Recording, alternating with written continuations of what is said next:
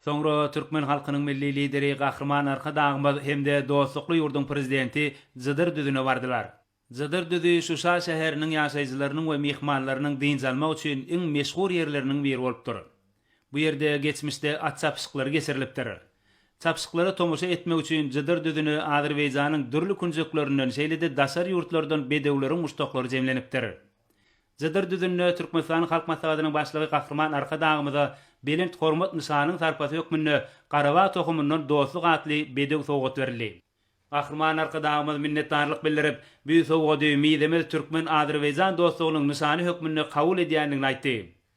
Soňra Türkmen halkynyň milli lideri Gahrman Arkadagymyz we prezident Ilham Aliýew açsynatlar bilen bilelikde ýadygarlyk surata düşdiler. Gahrman Arkadagymyz Azerbaýjan halkynyň baý taryhy, medeni mirasyny asyp görkezýän gezelenjiň ýokary guramaçylyk derejesi üçin prezident Ilham Aliýew hemde Azerbaýjan tarapynyň wekillerine minnetdarlyk bildirdi. Gahrman Arkadagymyzyň Azerbaýjan Respublikasyna sapary dowam edýär.